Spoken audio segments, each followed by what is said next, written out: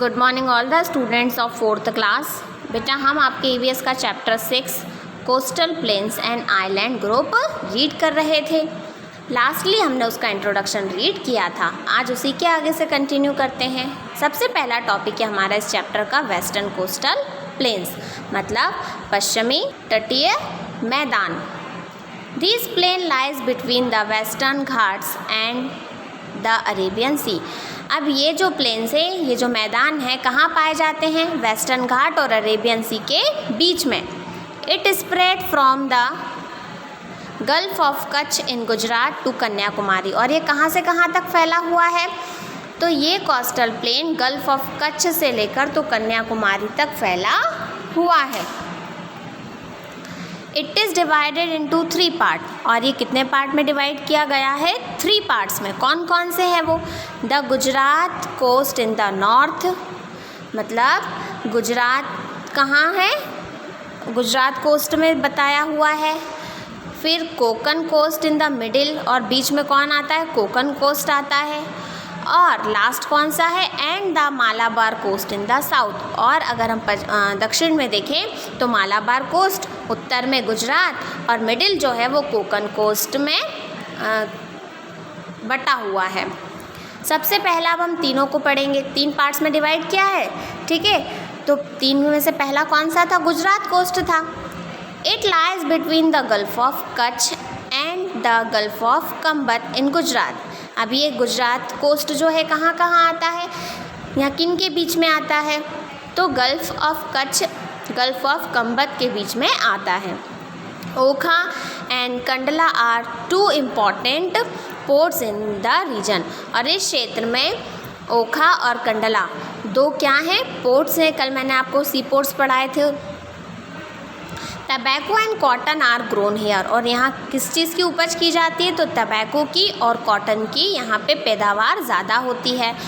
There are large reserves of mineral oil in the gulf of Khambhat. और यहाँ पे जो बड़े बड़े रिजर्व्स होते हैं मिनरल ऑयल के, वो कहाँ है? गल्फ ऑफ कंबत में है।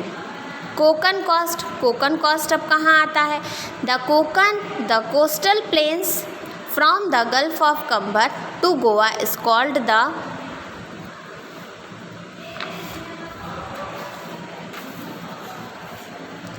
कोकन कोस्ट। तो गल्फ ऑफ कंबत से लेकर तो गोवा तक का जो एरिया है उसे किस नाम से जाना जाता है? कोकन कोस्ट के नाम से जाना जाता है।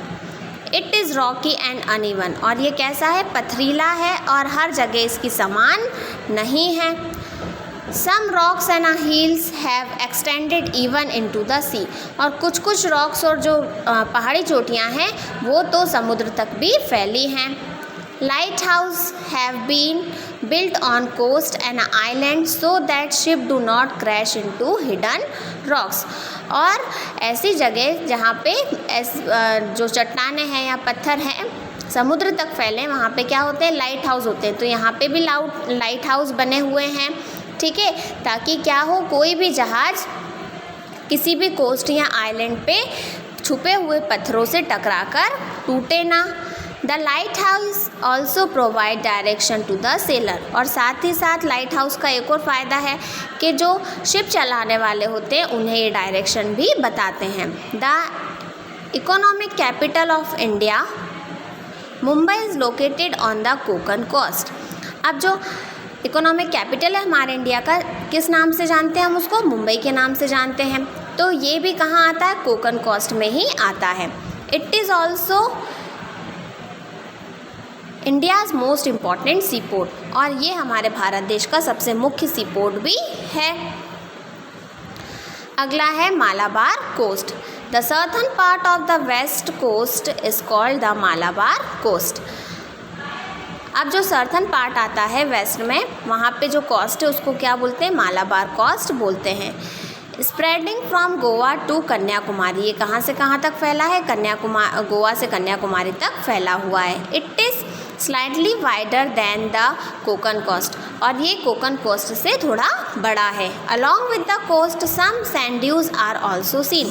और यहाँ पे कोस्ट के अलावा क्या क्या है? सैंड ड्यून्स है, मतलब जो रेत के टीले होते हैं ना, उसको सैंड ड्यू कहा जाता है। Due to this dunes the sea water enter the land and separate these dunes from the mainland. और इसी के कारण ये पानी यहाँ तक आ जाता है और ये सामान्य धरती से क्या करते हैं, ड्यून्स को अलग करते हैं। So they form a lake there, तो ये वहाँ पे क्या बनाते हैं, फिर लेक बनाते हैं। आज की आपकी क्लास में हम इतना ही पढ़ेंगे।